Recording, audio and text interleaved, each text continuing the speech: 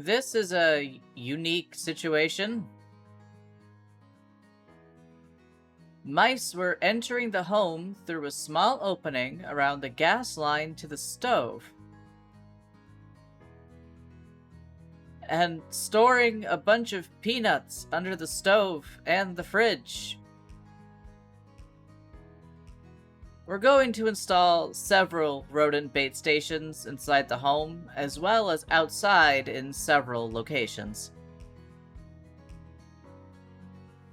We will then schedule several return visits to monitor the mice activity, replenish the bait stations as needed, and properly exclude all of the access points around the property that the mice are using and can use to infest the home.